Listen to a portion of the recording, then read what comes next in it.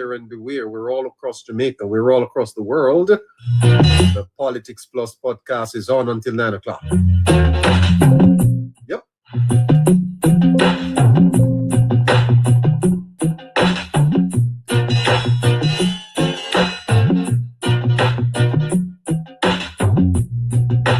Just got a message from Charmaine. Charmaine in the Bahamas.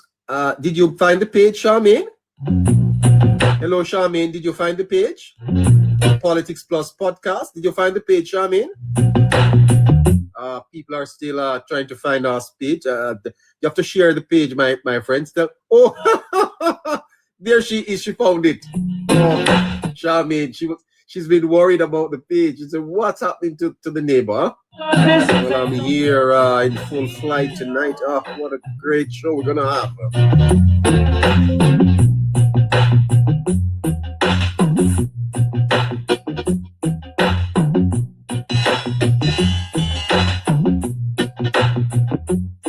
Saying good evening to Jamaica Princess. Hey, Jamaica Princess, I gotta hear your voice today. Ah, Jamaica Princess. Wow. Nice.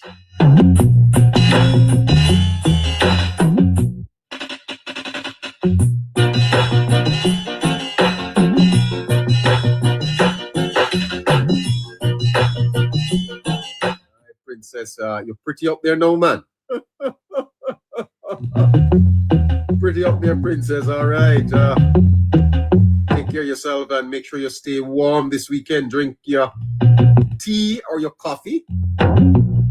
One Tough Tyler. Tough Tyler, you found us, huh? Nice.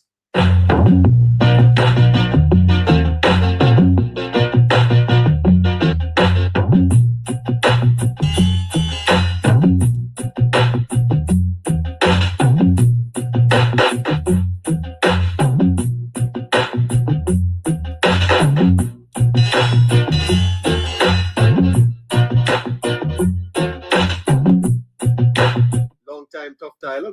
Good evening, gracious peacock. Hi, how you doing?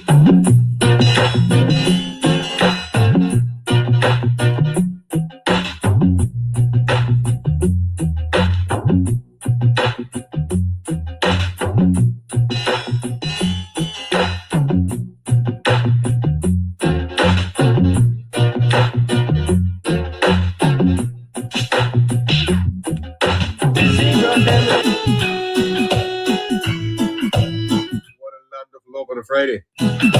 Come with me, let's go until 9 o'clock. Come, let us go to the land of love. All right, let's go in. Let's go in.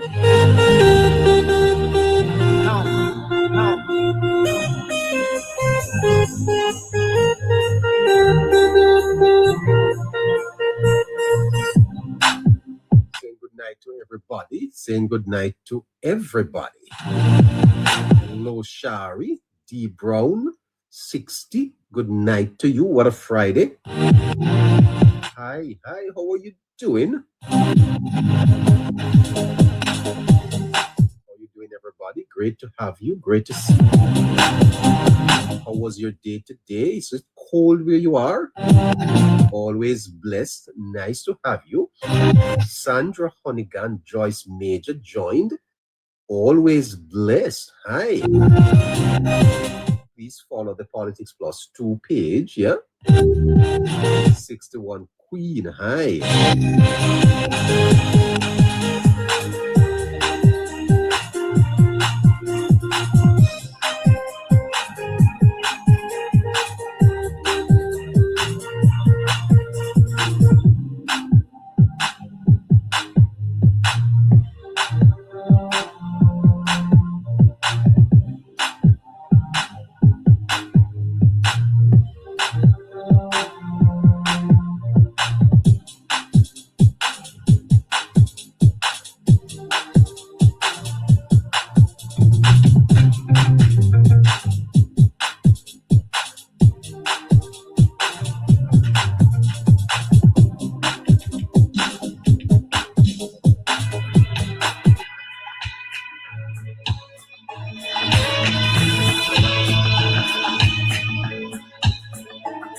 I call your name Joyce Major? You're in Jamaica? Coming to see me?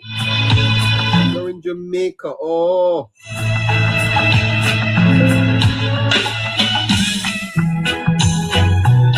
Twinkle, twinkle, what a Friday. Oh. Can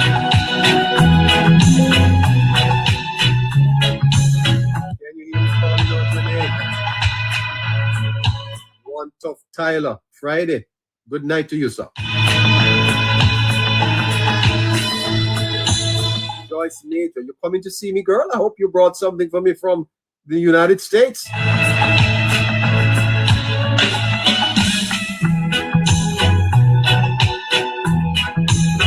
you hear me calling out your name on this Friday? Oh, you born to Queen. Caroline the Dawn. Oh, you're on the show. You know that I'm falling and I don't know what to say. Callis TJ reposted. God chosen vessel. Good evening to you. What a love affair on Politics Plus. Oh, the Politics Plus podcast. What a love affair, eh? Bunch of Queen. Tyler, can you hear me calling your name?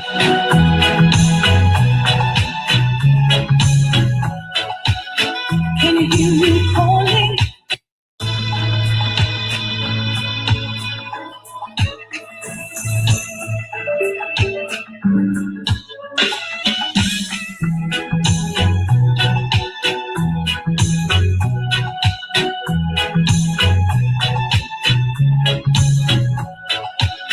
Can you hear me calling out your name?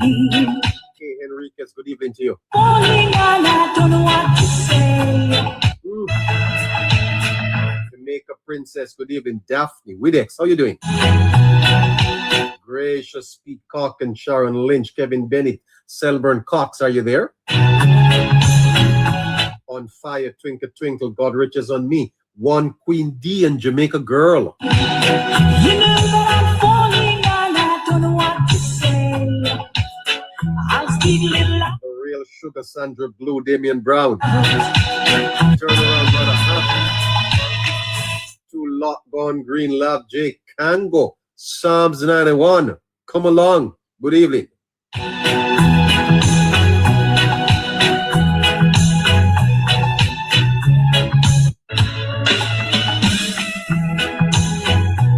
Eileen Archer and Best Powell Blueberry.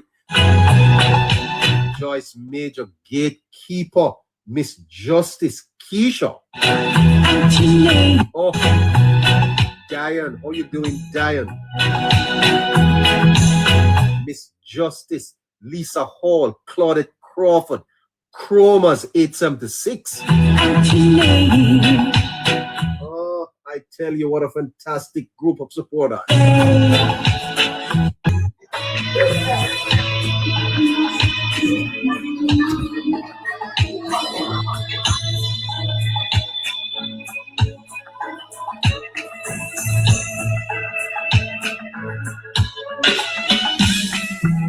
Psalm 91. Thank you so much. What an evening, huh? Florida joins the show. Just so you know, Florida joins the Politics Plus podcast. Comes to you from Jamaica. But look who we have on screen. Florida. Hey there, Caroline. Good evening to you. Hi, neighbor. Good evening to you. Hi, how you doing?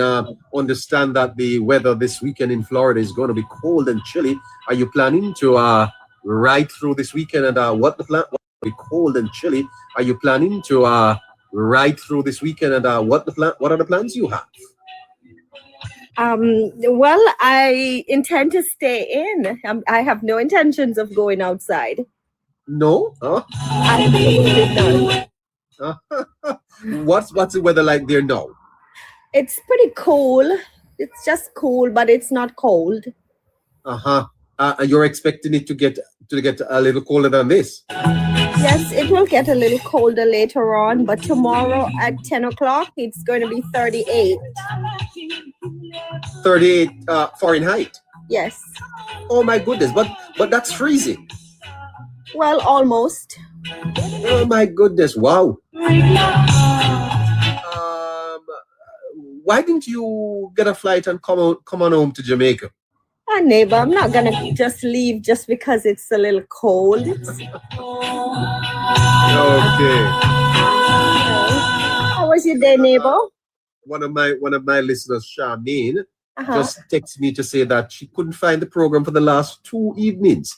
The Politics Plus, she couldn't find us. I just sent her the name, the Politics Plus podcast. She typed it in, and there it was, and she's online. Oh, Hello, awesome. Charmaine. How you doing? So night by night, we're getting better. We're growing. We're growing the other platform. We should be able to take guests on that by Sunday. And want to encourage our listeners to keep supporting that page as the backup page, and to share this page to as much people as they can. Correct? Yes, neighbor. So looking forward for a great show tonight. Do you have any surprises for us? Well, no, not yet. Nothing planned. But as the night goes by, you just never know. Fantastic. And I trust that behind the scenes you are working to keep us warm and to keep us going. Thank you so much. Of course, neighbor. Good evening, listeners. By the way, I got a call today from one of my very special listeners. Uh-huh. He called me to give me nice words of encouragement. So nice. Yes. So nice to hear from her. Yes, I'm happy to hear that, neighbor. Yeah, I wish more of them would call. Yes, of course. Yeah. Well, neighbor, even though they don't call, please don't question their love and sincerity, and their best wishes as well. Yeah. Yeah. You know, before you go ahead, Caroline, there is no human being that does not feel overwhelmed at times, on the journey. Can you imagine what the Prime Minister maybe feel, how he may be feeling sometimes, Caroline, with all the attacks and all the things he has to go through? You understand that sometimes he may be feeling down, eh? I'm sure he is, neighbor, but he was built for this. You think I was built for this too? Definitely. Oh my goodness. Do you remember the story I told you about diamonds? Yes. Okay. Yes, I do. Okay, well, always remember that. All right. You're a diamond yourself, Thank you very much, sir. Okay, great. Listeners, good evening to you all. Welcome to Politics Plus podcast with Hello Neighbor, Harry and Scratchy. Okay. I'm going to ask you please to tap the screen and share the live. Also, please repost the live by pressing that white arrow and then that yellow circle at the bottom of the page to repost. Also, listeners, I'm asking you to follow Politics Plus 2 page, which is that page right across from Neighbor. All right. Thank you very much for joining. And Neighbor, have a great show. Thank you too. Bye-bye. Of course.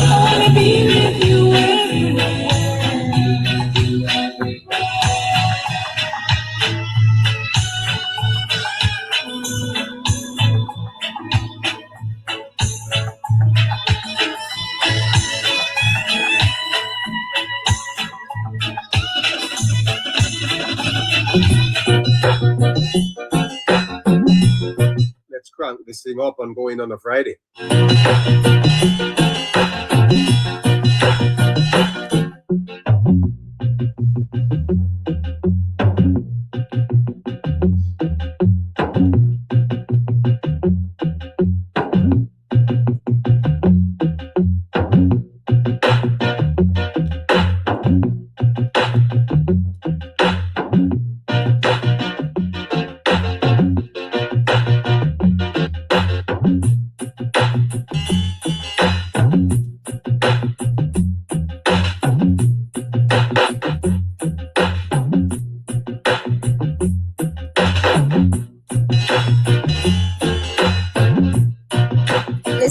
please repost the live. Remember to press that white arrow at the bottom, then that yellow circle, and please repost. Let's share the live.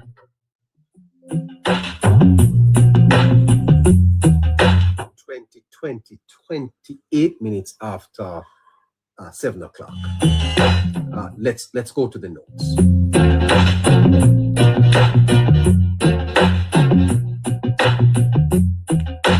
Zero them lyrics that drop like the soul of sorrow.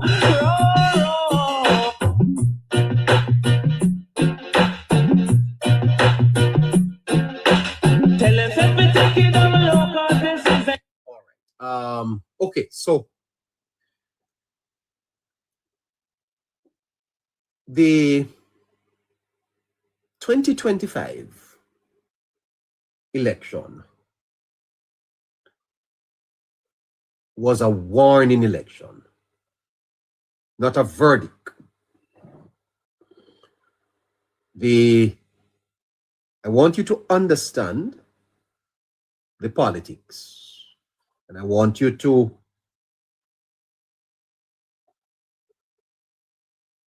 think about it. There are elections that end an era, and there are elections that interrupt one. So there are endings and there are interruptions. There are verdict elections. And in a verdict election, the people pass final judgment. You ever hear them say that people vote out government? Those are verdicts. It's almost like the people became the judges. And they are warning elections. So we are interpreting the election as a warning election, in which they pause history mid-sentence and say, not like this.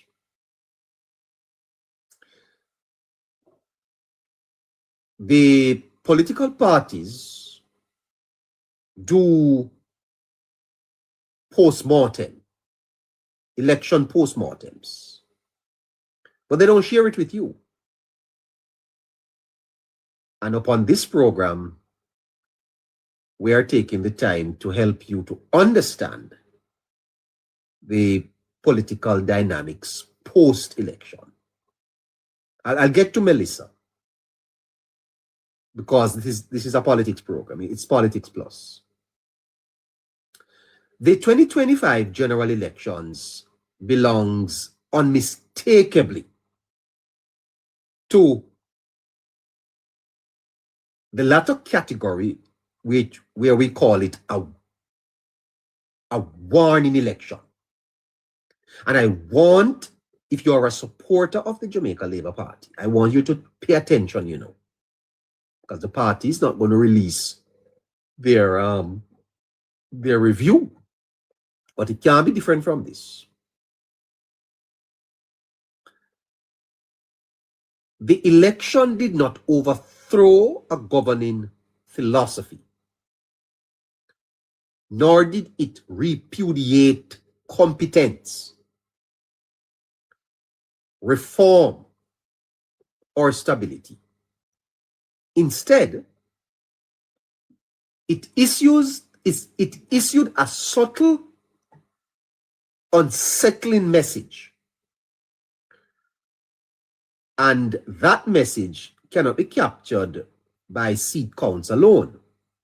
Here is where Mr. Golden and his team is misreading the elections themselves when he speaks of additional responsibility and boasts that his party won 2028 seats. I want you to understand that this was an election where the people sent a message, is a warning message. And so this was not a rejection of governance.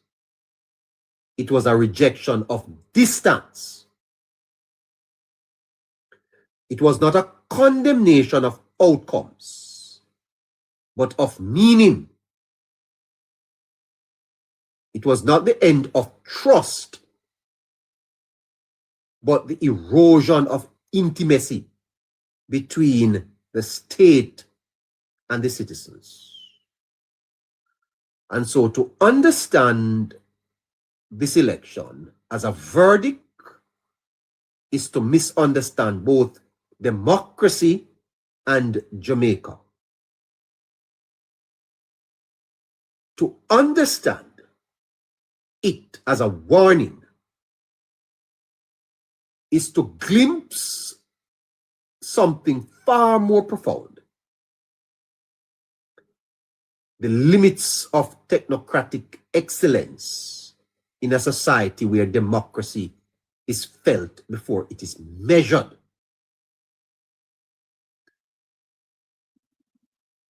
Here in Jamaica, democracy is felt before it is measured. It is narrated before it is analyzed, and it is lived before it is believed. I wonder if Foresight is on the live tonight, because Foresight knows this, what I'm talking about. Let me back up and show you something.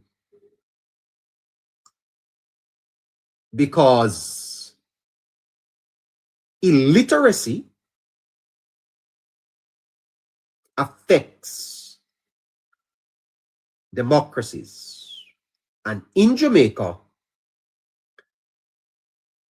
there are three things at play. Firstly, you have what is called functional illiteracy. Functional illiteracy is where the people have difficulty processing written information. That's why they don't buy paper. You ask them how much paper sell. It's not because the people too much hate the Gleaner. You know, when I was a child, you had to read it. As a matter of fact, when I got my first job at 17 years old, I had to sit down and read the Gleaner. That's how I got to know people like Ian Boyne and John Maxwell, Don Rich, Mutty Perkins, and all of these people who used to write for the Gleaner. It was not, I had to do it. So there is functional illiteracy. And then you have what is called civic illiteracy. Civic illiteracy. Civic illiteracy is where there is limited understanding of how government works, what policies do, and what are the trade-offs. For example, a hurricane blow, and people expect that the houses are to be built tomorrow. That's not how government works. That is not how government works. You cannot expect government to draw a check. You expect that the Prime Minister will come down to Westmoreland and just draw checks, give you. That's not how government works, you know. And so there is civic illiteracy. And then you have what is called critical illiteracy. And critical illiteracy is difficulty questioning narratives, distinguishing long-term benefits from short-term rewards, and not separating symbolism from substance. Jamaica is struggling with civic illiteracy and critical literacy. Okay? This is not necessarily a moral failure of the citizens, you know. It is It is structural outcomes of colonial systems.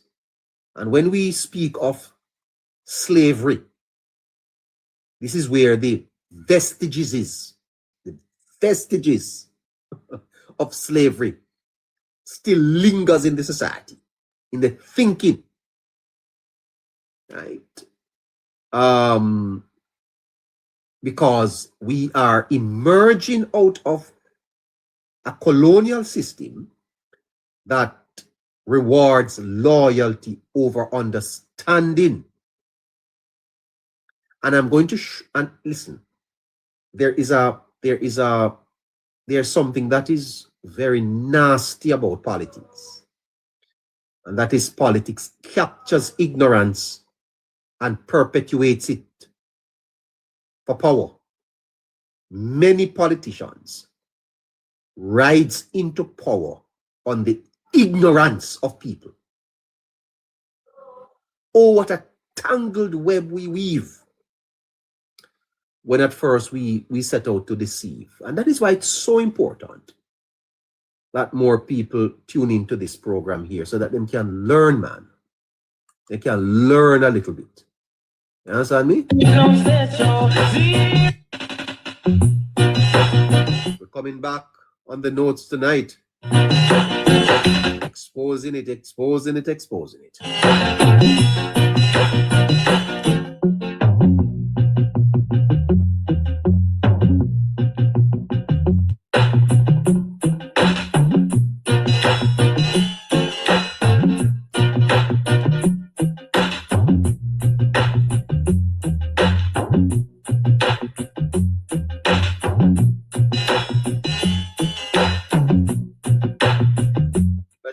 Bashan Smith, hello. Hello, neighbor. State of mind, hello. Hello, how you doing? All right, let's go back. Let's go back in. Now, philosophers like Plato speaks of the paradox that we have in democracy, the paradox of democracy. And in that regard, what Plato is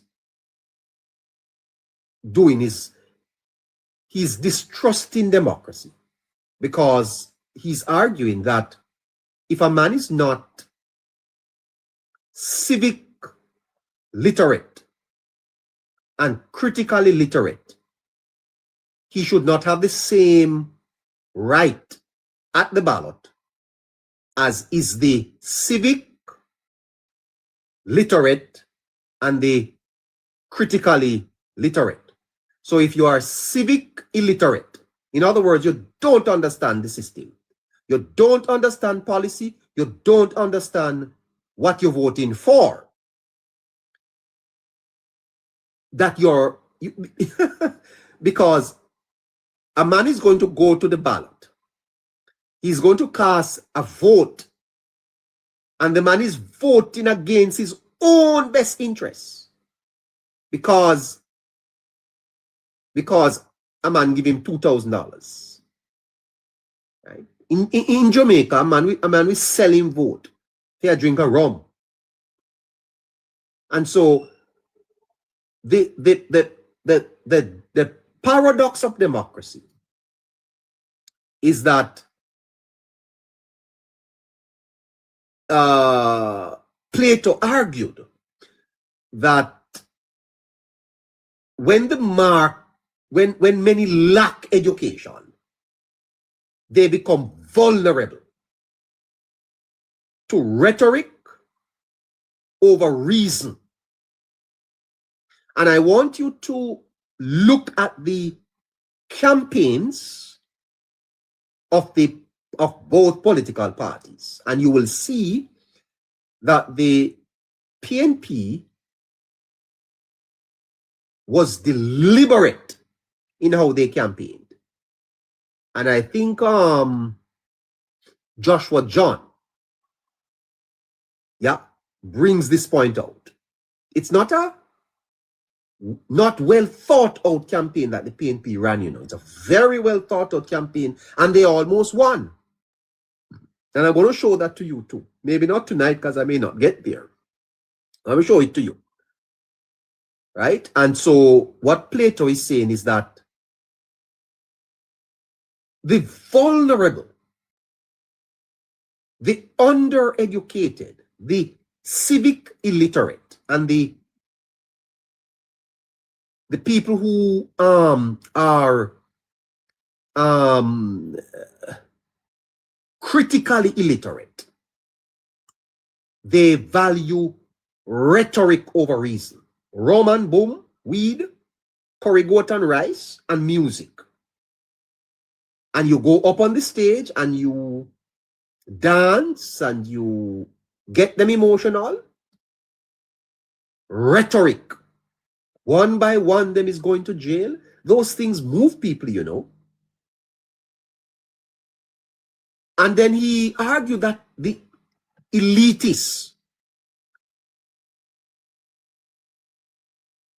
right? They have different concerns. But in the democracy, votes are equal. The same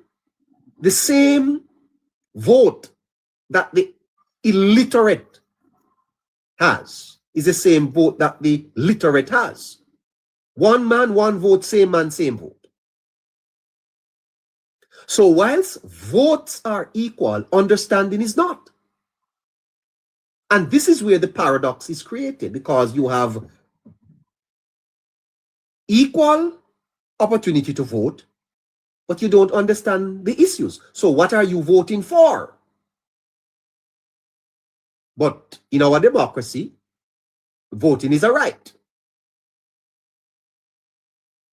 The paradox that this creates is that a government can govern well and still be poorly understood and therefore poorly rewarded. So the problem in Jamaica is that the Andrew Holness government is poorly understood and it is poorly rewarded. I told you that we have looked at the figures, and the government, by its performance, ought to have won more than 40 seats. You can perform well and you are poorly rewarded. And this happens if the population prioritizes immediate relief over structural reform, mistrust abstract explanations like macroeconomics and fiscal discipline. For example, how many Jamaican understands the reform of the financial sector? What does that mean to the growth of the economy? And why does the economy need to grow so that their road can be fixed? That's civic illiteracy. And many Jamaicans interpret the politics through personality. They interpret the politics through identity, and they interpret the politics through historical grievances. Now, when that happens, good governance does not translate into perceived success. And this helps to explain why a government like the Jamaica Labour Party, which is competent, technocratic, has recovered the economy, are still struggling to gain broader electoral validation. Fascinating, eh? Let's continue to look at this tonight as we roll through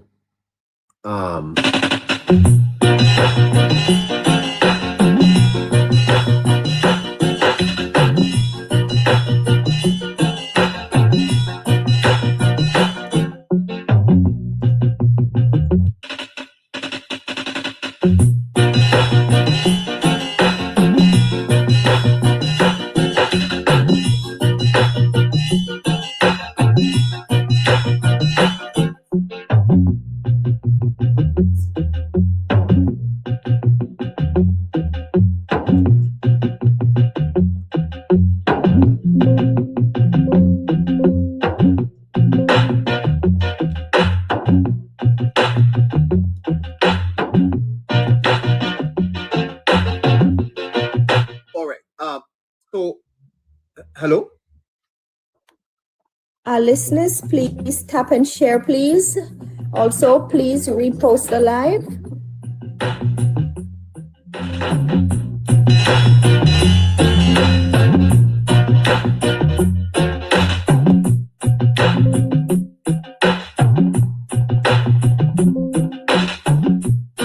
Fascinating stuff. 12 minutes to 8 o'clock. So, John Stuart Mill argued that good policies often produce slow, indirect, and invisible benefits. Good policies. While bad policy produce fast, visible gratification. So a government, that is where the politics, and that is why you see, if we don't wake up as a country, we now go far. Now go far, you know. Because good policy does not deliver immediate results and gratification. When wholeness went to Mandeville and tell the people about bitter medicine, him lose the election. And many people will tell you that he should have never do that. You can't tell the people say they're going to get bitter medicine. You have to administer the bitter medicine without them not even understanding. Like how them add syrup to Panadol. You know the syrup, you know the Panadol sweet. You ever see? You know that when I and you were growing up and we get medicine bitter. You remember? You remember how the medicine used to bitter? Yes, but it is the children, them wouldn't take it. They would have spit it out because it tastes bad. Now pick me a drink Panadol, sweet syrup, same medicine, but they add little syrup to it, make it taste sweet. So it you can't tell people say they're going to get bitter medicine until think them are going to elect you. They're not going to do it. All right. Good policies produce slow, indirect, visible benefits. Bad policies produce fast, visible gratification. Like Jeep. Tell the people them about Jeep and Operation Pride. Yeah.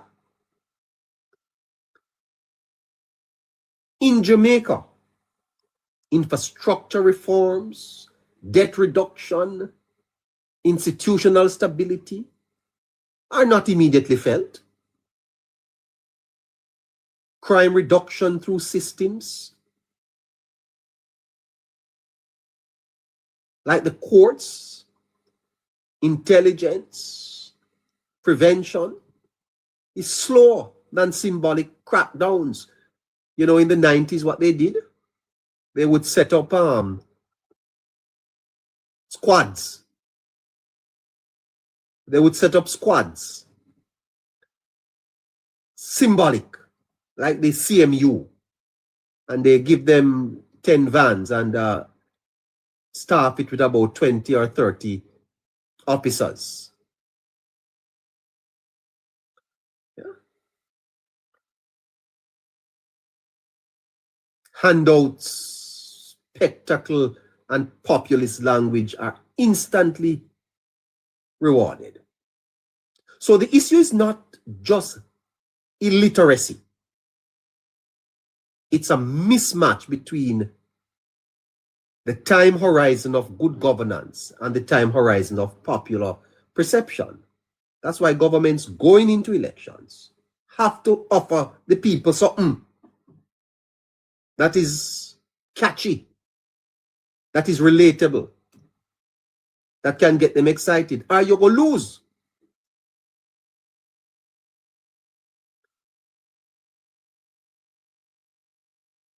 And that is why communication becomes so critical. Remember now, that you are dealing with a people that are civic illiterate. Many are functionally illiterate. Many are civic illiterate and critically illiterate. That is the reality of the majority of people that vote in Jamaica. Because remember that the civic literate ones don't vote. And the critically literate ones don't vote. A lot of people who are voting in Jamaica don't know what they're voting for. Then just go mark X.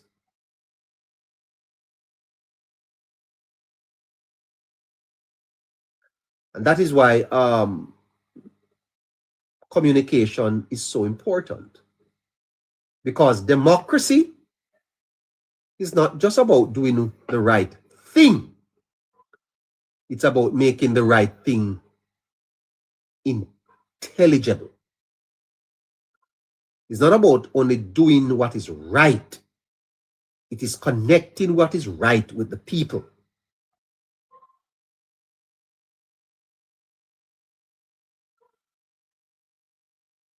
You know, it is argued that politics exists in the space of appearance. Politics exists in the space of appearance. What people can see, hear, and narrate together. If policy successes does not enter this space in a meaningful way, it practically does not exist. You can have the best policies, but if people cannot relate to it, it don't mean a thing to them. The government goes to Washington and signs an IMF deal. Big, big book of reforms that are to happen, of legislation that are to pass in Parliament. Sometimes there are layoffs that are recommended. Legislation that has to be discussed. You think the people of Moko business with that? You think the little lady that is on her that goes to the clinic go pick up her medication every week, business? No, but she care anything about IMF deal? You think she has anything to do with her? That's a good policy. You know, when the government, for example, cabinet meets on a Monday and the government has a press briefing, the cabinet press briefing on Wednesday morning, to communicate to who? Who are you communicating to? In a country that is civic illiterate and critically illiterate and functionally illiterate, what is Miss Dana Morris Dixon at Jamaica House keeping press conference to talk to them? Them a listen? A joke una make. Them the people don't care. They care zero about those press conferences. Those press conferences are reaching the people who don't vote. And that is what the government needs to understand. The people who are listening to those press conferences, them don't vote. And so we need to have a press conference for the people who vote.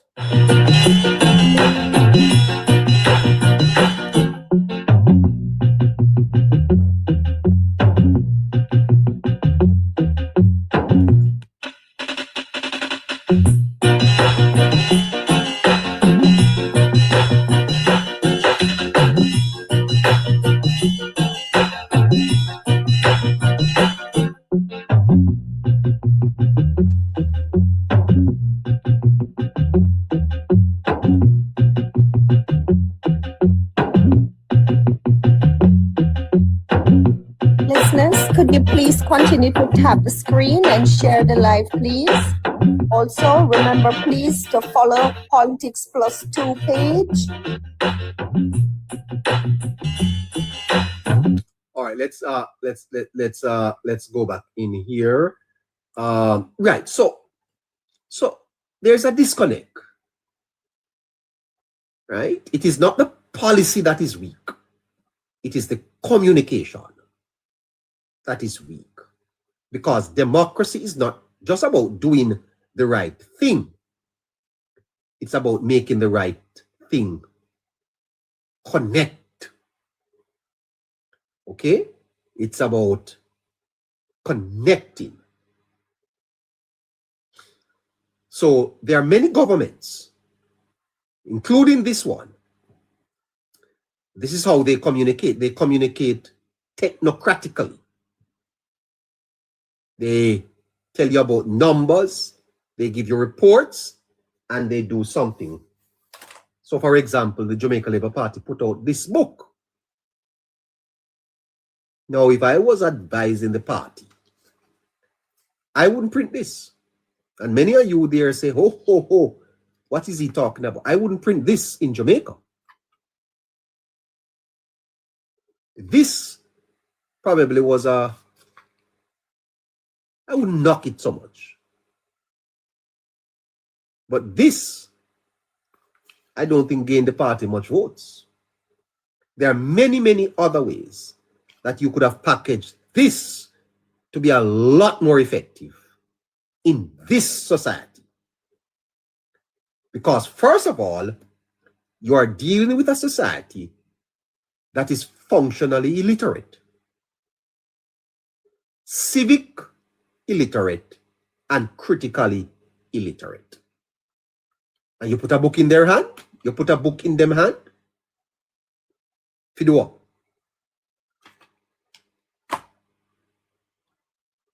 The government, through its press conferences, are communicating technocratically.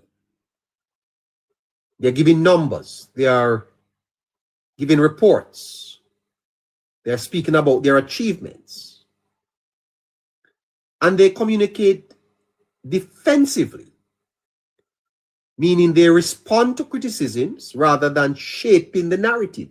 One of the fundamental weaknesses of the Labour Party, you know, is that they don't shape the narrative. They, you know, when you play cricket, one of the things that you do is that you have a coin toss. So both captains go out to toss the coin. It is at the toss of the coin that determines whether you bat or bowl first.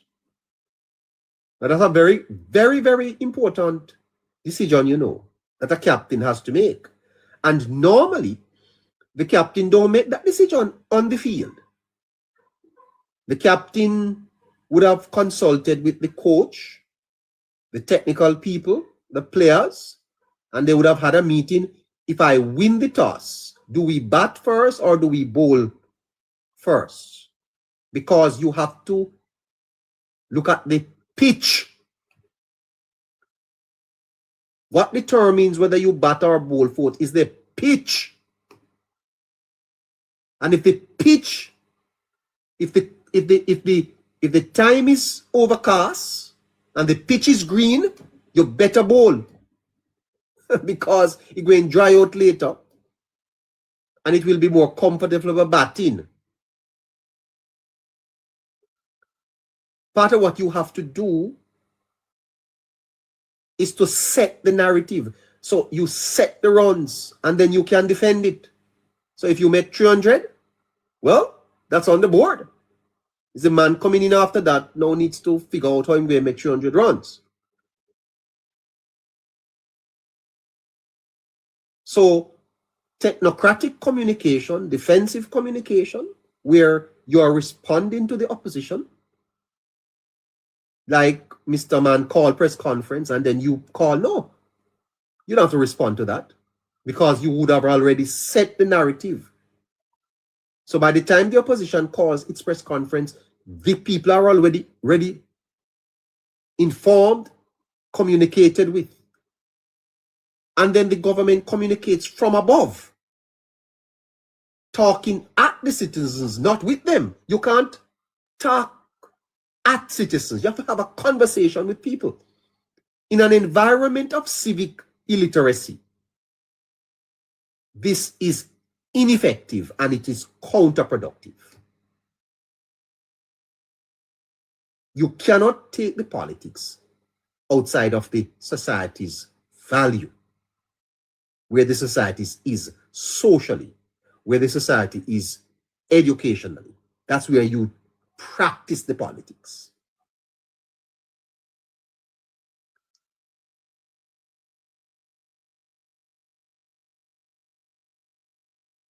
All right. So then, let us get back to the whole matter of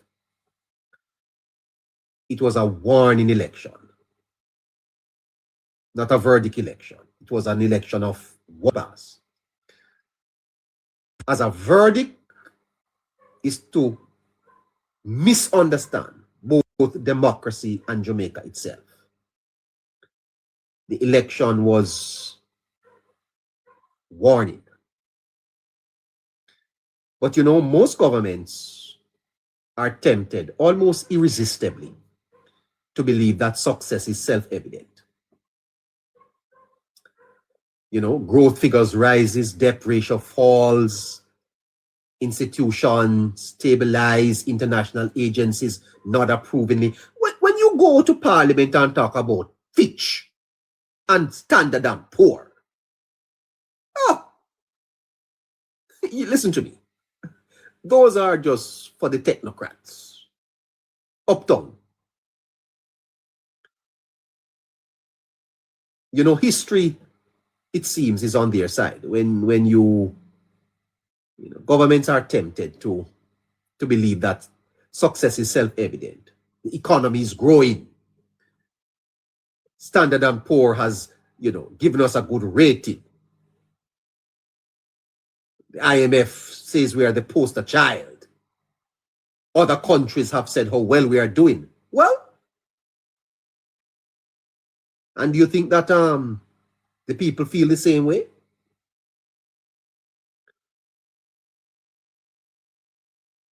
Democracy does not live on spreadsheets.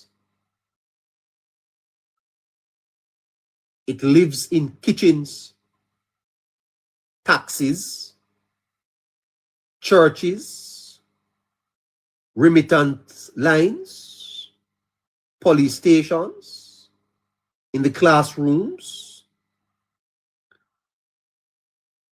Democracy is lived where numbers dissolve into experience.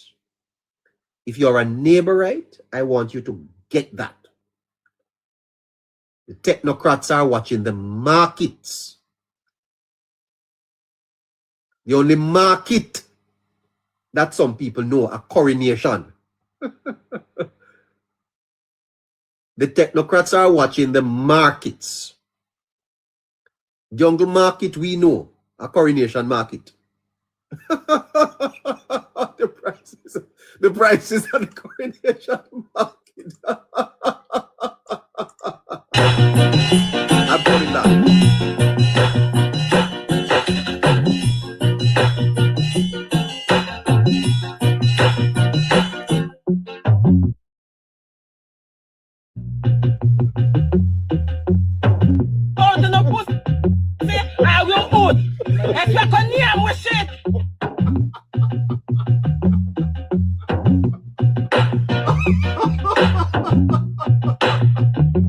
No, sir. Oh, boy, I tell you.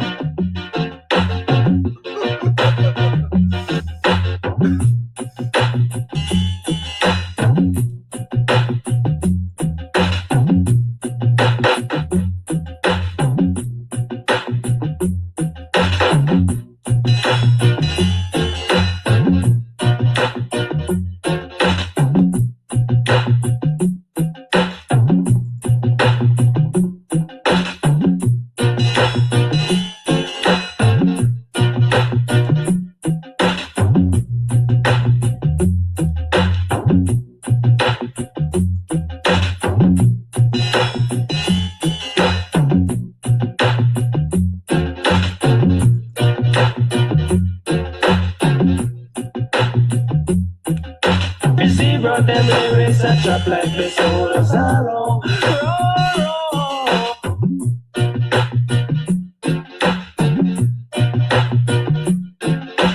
Tell them let me take it. All right, let's go back in.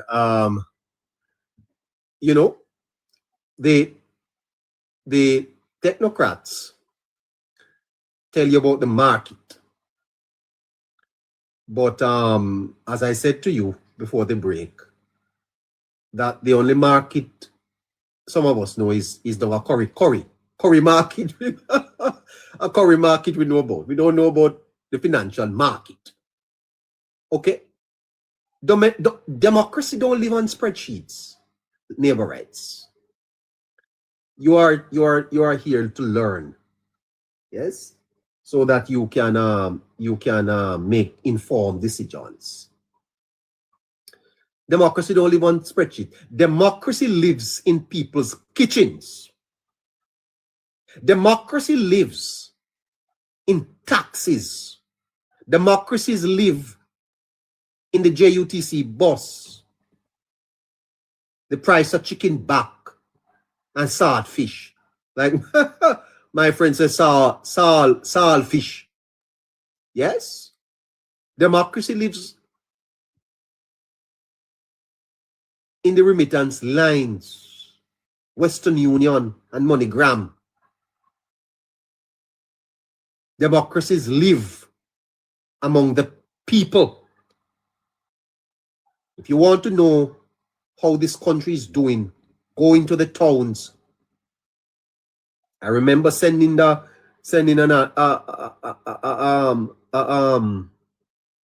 message to the Labour Party to tell I said, tell the leader, go into the towns, go to the markets. That's where the democracy is.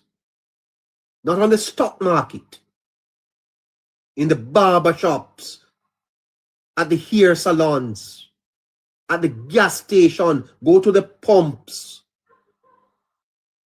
Yes, go to the supermarket. Stand up and look at the cashiers as they cash out the goods for the people. How much things they put back. That's where the democracy is. No matter what you talk about economic growth and all of that, you miss the people. Because sometimes those things do not align with the people's reality.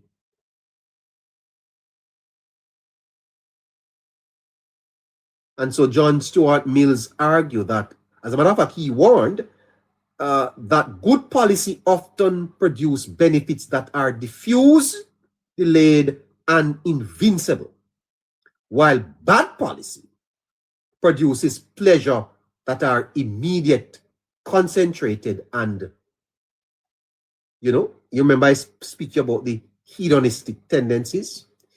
And so elections are immediate.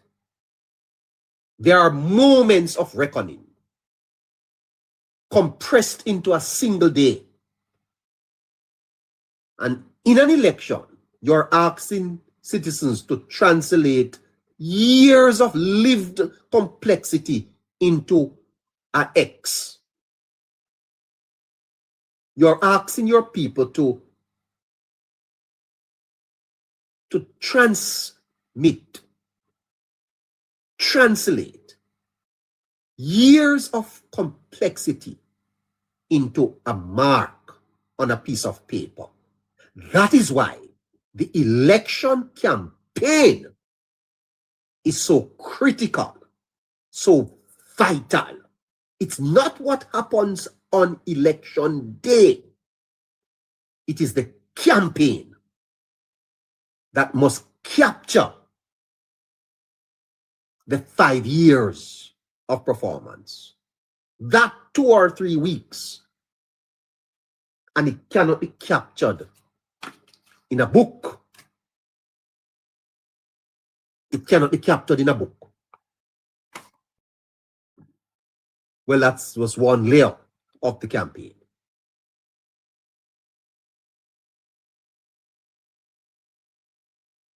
Because when the benefits of governance cannot be clearly named, when they remain abstract,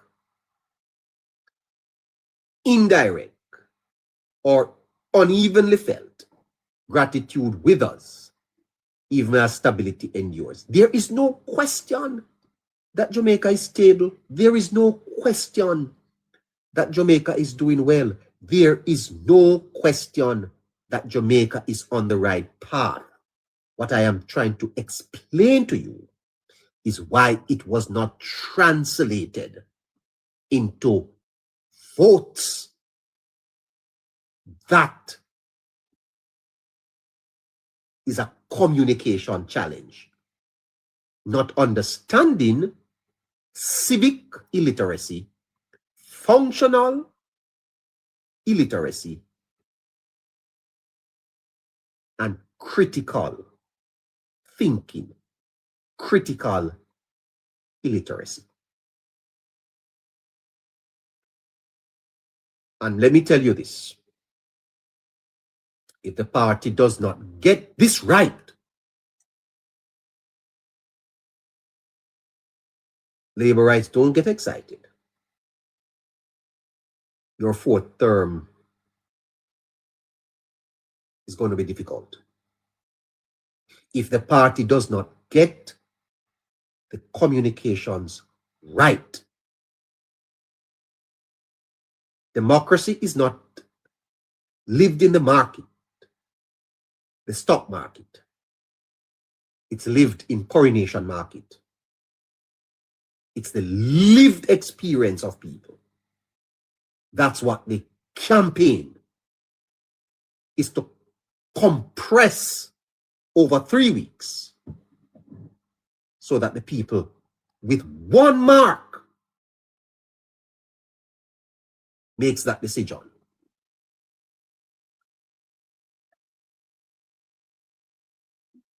You know, I am 815. You know, Plato, he had a distrust for democracy, you know. And it is aligned with my own feelings. If I ever got into government, I would take some bills to parliament that would not be popular. Because I do not think that democracy thrives where there is high illiteracy. As a matter of fact, I don't think you can have a functioning democracy when your people are unable to make choices, informed choices of government. It is a sad, let me tell you this, and here is where I will get a little political. Eddie Siaga did nothing wrong to have lost in 1989. Philip George Siaga, rest on, brother, up at Hero Circle. Nothing. When you look at Mr. Siaga's record in government, and many people alive today are able to assess the last decade. I know about the period between 1980 and 1989. I was a student. And I can tell you this.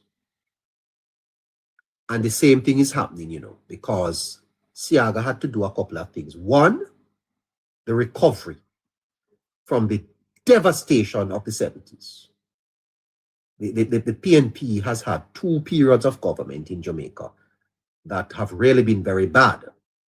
The period of the 70s and the period of the 90s. The period where Portia was prime minister under Peter Phillips, the PNP was locked into an IMF agreement. They had to follow the script. As a matter of fact, that 4-year period of Portia was not even the government. I don't even know if the government of Jamaica was in charge of the country. We were basically following a script. You know, there was very little that could have happened. Okay, so the period of the 70s and the period of the 90s, both periods there are similarities there. And Siaga lost in 19, brutal loss. And I've said this privately, and I'm going to say it here tonight publicly. That was the worst mistake Jamaica ever made. That loss of the Jamaica Labour Party in 1989 is the worst mistake that Jamaica ever made in its history. That election lost of the Jamaica Labour Party in 1989 has set us back for at least 30 years. Because what it ushered in was 18 and a half years of the worst government that we have ever had. Politics is important. It is important that the people understands what they are voting for, and the party has a responsibility to do it through its communication, how it links its policies to the lived experience of the people. Politics, democracy is not lived on the stock market. It is lived in Coronation Market, and Mandeville Market, and Linstead Market, and Maypen Market, and the arcades, the classrooms, the taxis, the barber shops, the shops on the corner. And so Plato never really trust democracy because he despised the people. And he didn't trust it because not because he despised the people. It's not because he hated the people, but because he feared the consequences of rule without understanding. What the hell caused, I can do a note on why Jamaicans, having rejected the PNP in 1980, overwhelmingly re-elected them in 1989. Manly's charisma. Manly's charisma. That is what Plato was against. The consequences of rule without understanding. How you are going to send a man into the ballot box for mark X and he don't understand. He don't understand where he might vote for. He don't understand where he might vote for. One man just give him 2,000 and say, go vote for me. Plato was worried that rhetoric would outrun reason. Rhetoric would outrun reason. If you are a brilliant speaker, I mean, I have nothing against Mama P, Portia Lucretia Simpson Miller. But Mrs. Simpson Miller was largely without substance, you know. Mrs. Simpson Miller was a nice lady. I mean, I don't wanna criticize her too much because you know she's not well. But Mrs. Simpson Miller was without reason. Mrs. Simpson Miller was not a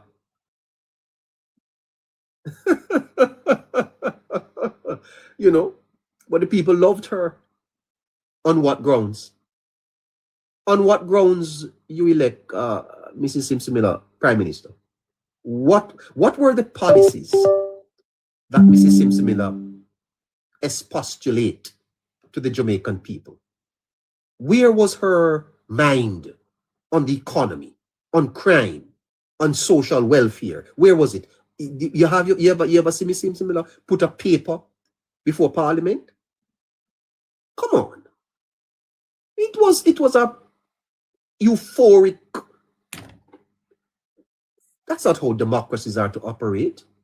I mean, you had Bruce Golding. Yeah, come on. And so Plato was worried that rhetoric would overrun reason. Look at a man like Mr. Crawford, Damien. You hear Mr. Damien Crawford putting forward any debatable policy? No. Tell me one policy out of the PNP's manifesto that anybody remember. because they understand the people. One by one, they're going to jail. That's all I remember. That appearance would eclipse substance, spectacle. And that citizens would be asked to choose without being adequately prepared to judge. You can't ask the citizens to prepare without adequately preparing them to make the decision. And I am telling the Jamaica Labour Party that they need to do more to prepare the people to make the next decision. When the people go back to the polls, they must be prepared to mark that X. And if they don't do it, I'm going to be very, very critical of them. Very critical. Because they are falling down on this. This technocratic press conference that they are having needs to stop. Well, you can have your technocratic press conference where you speak down to the people and you don't engage them. In your nice suits. You can have that. But you are speaking to the people who don't even vote. We need a press conference for the people who vote. One that adopts their language and tell them what happened. You know, say there is a program in Jamaica that is called the Solidarity Program. Now, what solidarity mean? I want someone who is functionally illiterate, civic illiterate, and critically illiterate to tell me what solidarity means. What does it mean? Government has a program called Solidarity Program. What the dickens solidarity mean? What do you mean? The people know that they are to get $20,000, but you think they can't even call the word. They can't even call the word. What solidarity means? That's not how you communicate with people. You have to find a different word. For that, you may be able to call it solidarity technocratically. That's what the ministry calls it. But when it reaches a moko, it can't call solidarity.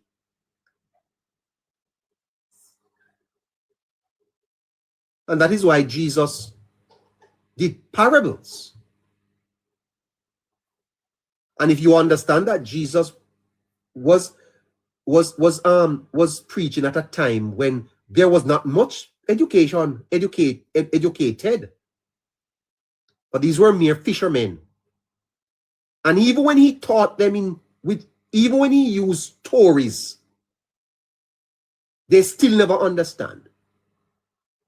You can't be talking to people who have limited understanding and telling them about solidarity program.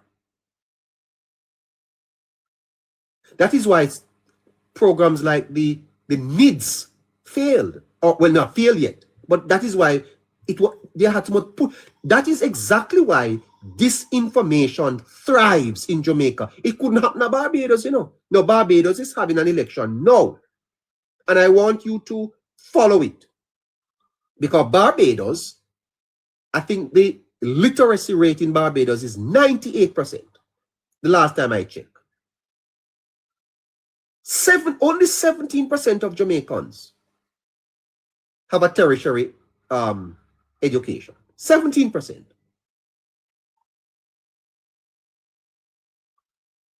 You know, people may say that but I think it is important to understand it, because it is understanding that is going to help us to do better with communicating. I'm not trying to tear down your government. I'm trying to get you to understand that. All right, so where do we go from here, Andre, as a country in terms of economic development? Fundamentally, Jamaica, you need economic stability to have economic growth, and you need economic growth in order to have economic development. We've not been able to have a sustained long-term economic growth because of lack of productivity. And what is productivity? Is output per person. Because when you boil up the economy, it's just... Harry said Barbados is 99.7%. So I was a little bit off. 99.7%. Check Jamaica for me, Harry. Check it for me. Two things, right? Goods and services, right? And what my book has shown is that we've not been able to be as productive as we ought to be because of two main factors. Human capital deficiency, which is the level of education that our population has currently. 83% of the population has no tertiary level education. 83%. So only 17% has tertiary level education. When you boil it down to other qualifications, 60% has no form of qualifications whatsoever. And 65% have no skill certification. So the first thing we have to do is to get that right. Well, those are chilling figures. But them vote. They all vote. You understand me? And that needs a program for itself. Okay? So history kind of proved Plato wrong a little bit, because democracy has survived. And for 3 consecutive elections, the Jamaican people have retained the Jamaica Labour Party. That is good and that is not so good. In some respect, that if time allows me, I'll show it to you. Because Plato is also proved right on settling in another way. Because democracy demands civic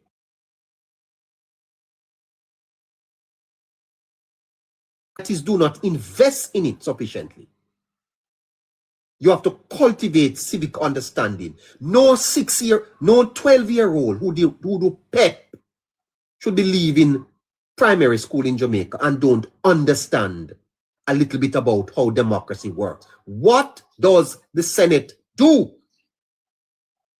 Why is it called the upper house and not the lower house? What are the arms of government? There are many Jamaicans who don't even know the names of their cabinet ministers. Who you ask them, who is the Minister of Health? They don't know. Who is the Minister of Labor and Social Security? They don't know. Who is the Minister of Finance? They don't know. What is the role of the DPP? Yes? That is something that you should know from your leave of primary school. That should be in your curriculum. You can't go through primary school and you go through high school and you don't know the arms of government.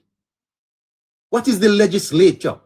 What is the executive? What's the difference between the cabinet and the members of parliament? How are laws passed in the parliament? What's the role of the speaker? What does the leader of government business do and the leader of opposition business? What them do? What are senators? How are senators appointed? This is civic. And that is why we run into these problems, because now we have a hurricane and the people want relief, but they never want to sign up for the needs. So what government will do? Transfer money to what account? They don't have a bank account. So how the government going to help them? Can cash go give them? Or should the government just go down to Westmoreland with a checkbook and just start write check, give them? Because the people don't understand the processes of government. They don't understand how it works. You hear people now talking about how much billions government get. They don't even understand that when governments get aid, it's not money they get. And when you have an opposition that is pressing for power, they will exploit these things, you know. It is for the government to understand that it must engage the people at a level that brings them into the process so that when the voting time comes around, the Prime Minister don't have to be campaigning at 2 o'clock. The reason why the Prime Minister had to be campaigning at 2 o'clock and 3 o'clock is because he knew that there was something happening that he couldn't take no chance. And we will talk about that at another time.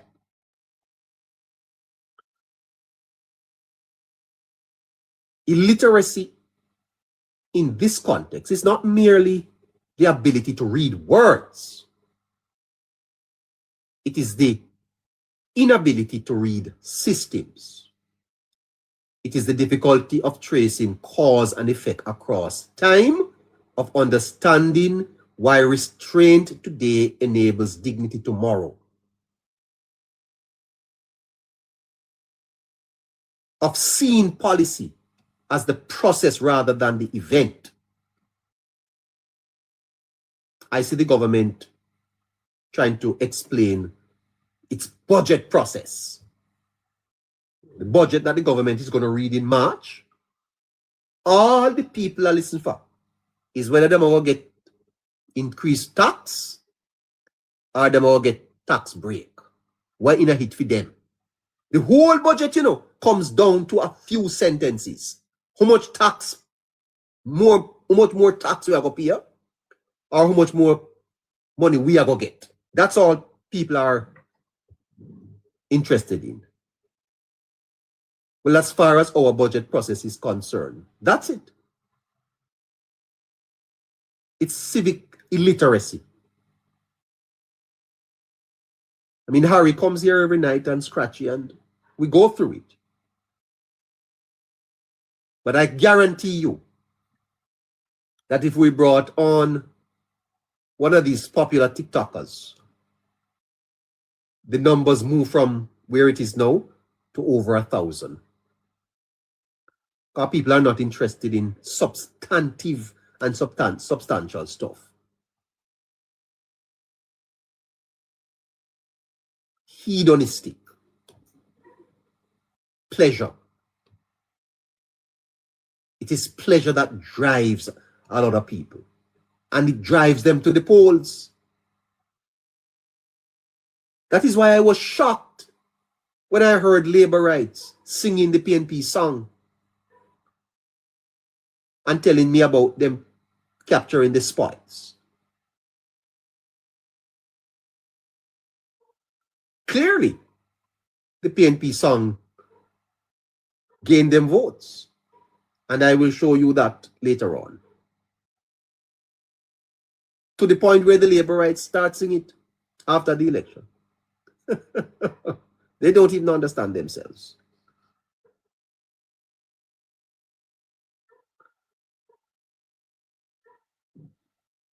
This form of civic illiteracy is not a moral failure, though. It is a structural inheritance. Because now you have to use history to explain that. And this is where the colonial system of education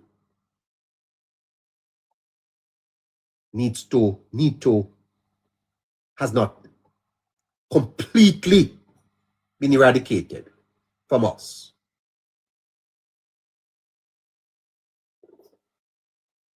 Because the system of politics that exists is one that rewards loyalty over literacy. They don't have to know.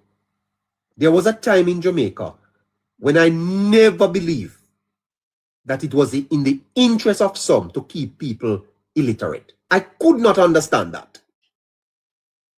And up to today, I am failing to accept that people could really have no interest in educating their people.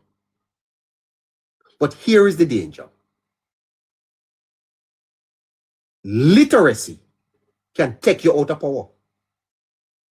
You can lose your seat, if you open people's eyes too much.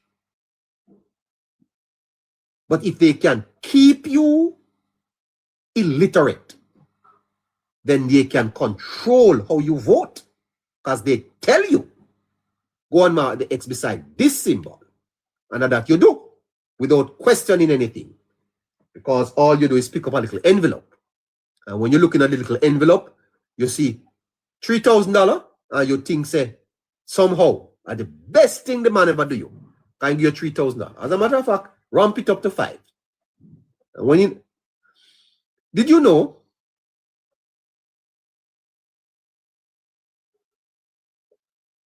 that if you are giving someone $5,000 and you give them one $5,000 bill, you know, look as enough as if you change it out enough 5 $1,000. If you give them 5 $1,000, they feel better, you know, because of the county. One $5,000 is one money. But 5 $1,000 bill is 5 money. So it look nothing. Same money, but it look nothing. So you just want to drop. By the way, Bashon, don't do that to your girlfriend. If you're giving her 10,000, don't do that.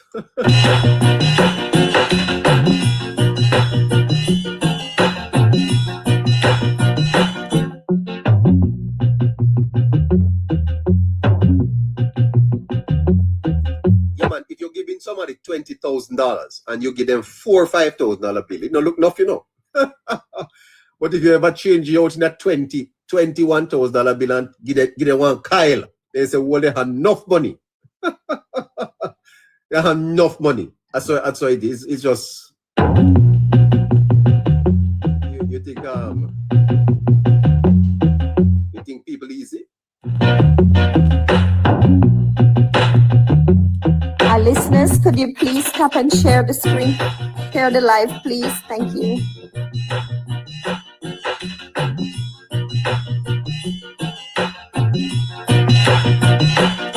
It's the same thing with dumplings. You know, if you make dumpling, now 1 pound one pound of flour can make 4 dumpling, you know, 4 big dumpling. But no man, make 10. So the man get same 1 pound of flour that you use make 10 dumpling can be used to make 4 dumpling. The man get 4 dumpling. I say, oh, me only get 4 dumpling, but give him 10. Take the same 1 pound of flour and make 10 dumpling. Give him and say, oh, you happy.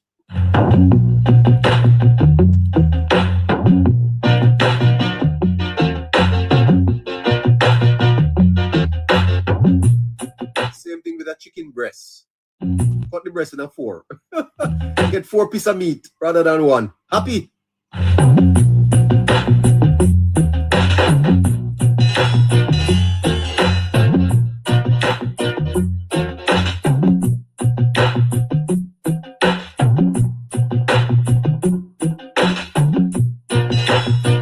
All right. Thank you. So in such an environment,